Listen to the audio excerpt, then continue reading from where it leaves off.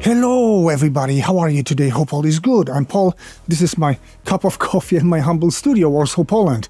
Guys, there's one more thing I'd like to talk about still this year, and it's called OPX Pro 3. Yes, it's a virtual Oberheim OBX synthesizer by a Swiss company, Sonic Projects, and yes, their whole synth line called OPX Pro is amazing. This is probably the best sounding virtual Oberheim out there, and version 3 is really out of this world in terms of quality. But you know what? I'm afraid this video will not go the way that I suppose it's gonna go, and probably not the way that Sonic Projects would like this video to go, because today, and it was probably the hardest decision on my channel so far, I will heavily criticize this synthesizer. Though of course I got a free license and stuff, I'm ready to give this license back and tell you why I think this is an amazing sounding, great virtual analog synth, maybe the best one in terms of sound, but one of the worst in terms of user experience. Let's go. Of course, if you like my channel, my vids, my studio, think about subscribing right here, think about liking this vid, getting notified, and leaving me a comment down below, because this is really going to be a piece of a discussion. Whew.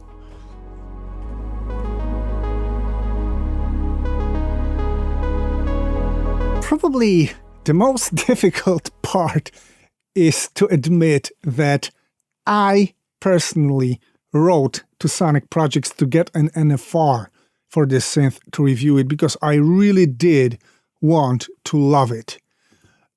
Moreover, I tried to review it in a regular way, and during the shoot I decided I cannot recommend a synth that looks and behaves like this.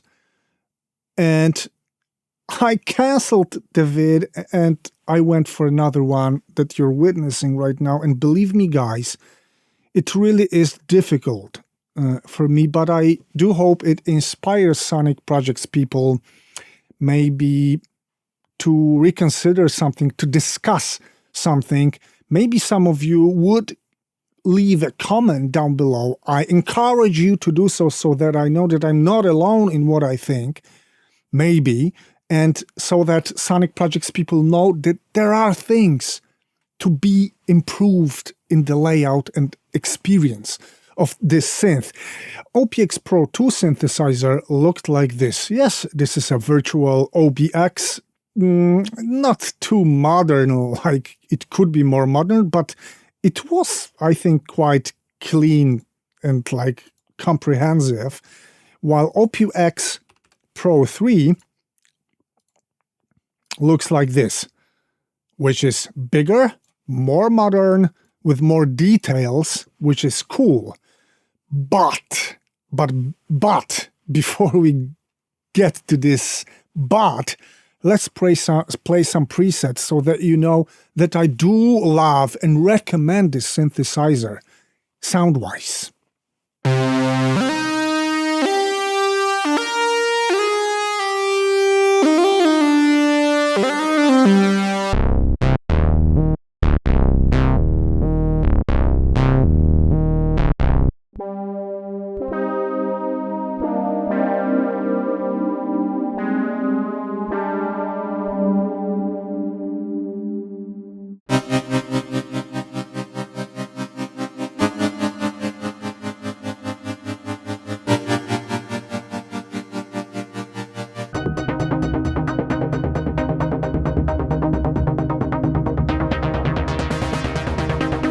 Yes, it's the best sounding OBX out there in a virtual form, and I'm quite sure about it. So it's actually a positive review.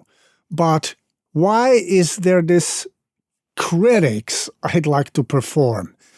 Okay, so let's create a preset, an empty one, like this. So it's completely silent. Yeah. And now, oscillators. Let's start with the oscillator. Saw, and of course I have to send it to the filter. So oscillator 1 and oscillator 2 full goes to the filter. Great. Nicely detuned, analog-like stuff. So, crossmod is here.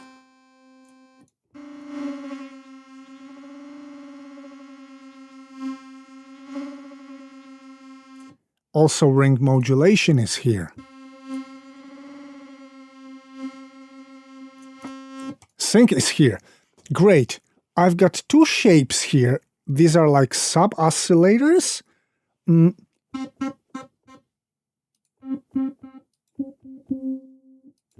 FQ1, what's this FQ1? And it starts already here. I cannot understand the panel that's in front of me, and there's a lot going on. Different fonts, different knobs, different buttons, different diodes, and I don't know what's going on. And yes, I did read the manual, and I could run you through everything that's here, and I don't really think I'm a particularly lazy or incapable person. I am perfectly capable of understanding this synth and explaining it to you, but it takes too much time. I'm not gonna make a video like an hour long so that you know what's here. And I had one problem while reading the manual and seeing this. I could not memorize everything because it's not written clear. And sometimes you have to go back to the manual because you don't remember something. It's laid out the way, it's cluttered the way, and described with some abbreviations the way that you cannot understand per se, and you have to memorize it. And it's not possible to memorize it like this. So there's a very steep learning curve into this synth. I think it's the most difficult synth I have seen in front of me for a long time, both in hardware and software form. And this is not the way to make it happen.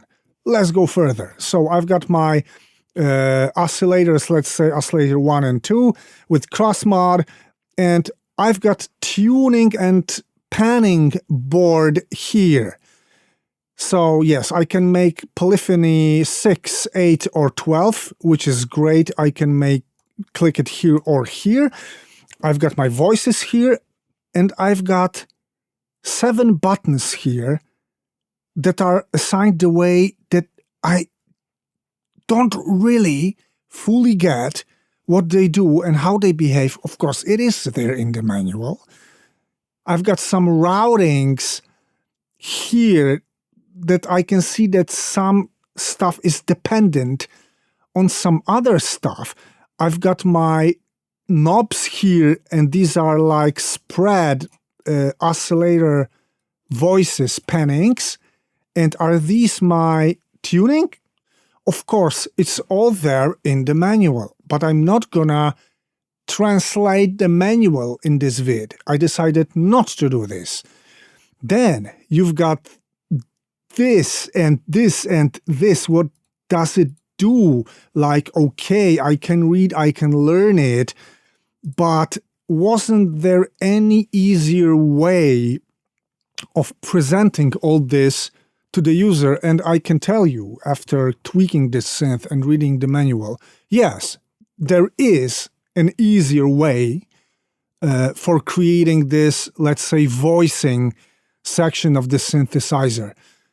It could be definitely easier so that I take a look and I simply understand what's in front of me without reading the manual or looking at the manual, but not having to memorize it, because this is not, see, it's not labeled in any way. Also, this is not labeled.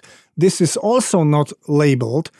And this is created the way that's kind of hard to grasp. Of course, yes, filter, and yes, I can make the filter work more or less, plus or minus here.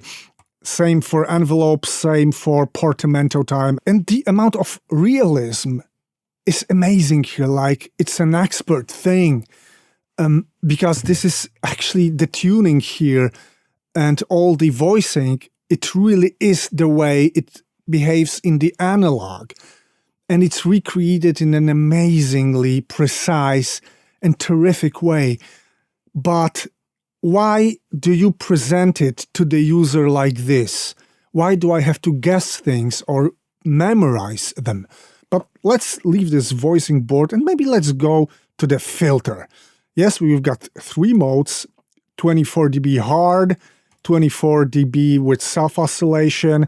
This is Oberheim modeled filter, and then Moog modeled filter. All of them can be self-oscillating. This is oscillator 1 sent to the filter with amount half or full, oscillator 2 half or full noise, which I can also send manually. Here, this is not like the most difficult thing. Also, I've got something called DMP. I can learn from the manual that it's filter damping that's got 5 modes. The first mode, it's totally off. The second mode, it's with this orange LED. And then clear, brilliant, and max, which have different diode colors. And I'm asking you, Sonic Projects, couldn't you make it the way that you press even a button, but you've got 5 same indicators for 5 filter modes? Did you have to make it like no diode, diode without an upper LED and 3 upper LEDs with different diode colors, which are like confusing me additionally? Of course, I can read in the manual what the modes do and stuff, but this is quite a relatively simple and quick way to tell you how all this could have been improved. Also, again, additional buttons here with type of filter, because this is a multimode filter. This is the filter mix with LFO and envelope, like affecting the mix or what. Of course, don't worry, it's there in the manual if you want to really get into it. And then comes, let's maybe skip the master and the arpeggiator. Then comes the LFO and matrix, which are the greatest pain to me, because okay, I've got simply LFO here that can have shapes. I can even add up shapes here, and then frequency and width can be affected using this LFO both for oscillator 1, oscillator 2, and here for the filter and for the amp. But LFO 2 is here, and please take a look at this. There is LFO 2 somewhere here with additional ADSR or AR envelope, because I've got hold, rise, that are also linked to some knobs here. This is the LFO speed. I know it already. Pan M, modulation, and something goes to the amp and vibrato here with sample and hold 2 or whatever. And like, seriously, figuring this out, even having the manual. Okay, let's get to the manual in this section. It was before, as far as I remember. Yes, modulation metrics. Yes, it's here. So I can learn here what LFO 2 is, where it is actually, and that it's here. And the routings here are also some kind of explained here. But don't be too harsh on yourself if you don't remember this like instantly, if you have to get back to this to make sure what's there.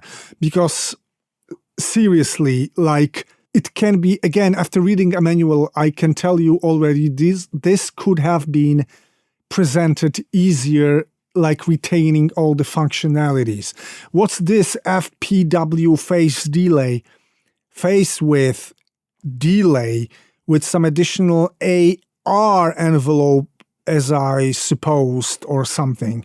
Of course, it's all explained here too.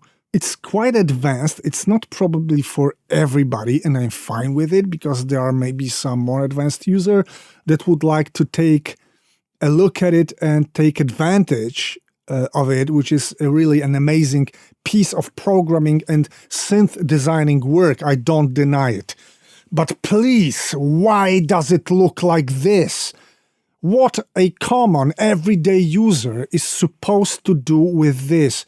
What I'm screaming about is that it's really cool, guys, and it's always good to make things easy, simple as possible for the users. And you did not deliver on this because it takes time.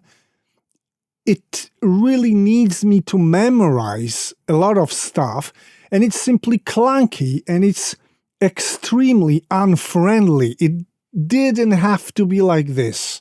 I don't believe that it had to be like this, because after reading the manual, as I said, and understanding all this, I can myself find the way to present it better to the user. And I know also that the thought behind this synth was to make it a one-pager so that the user doesn't have to tweak anything inside.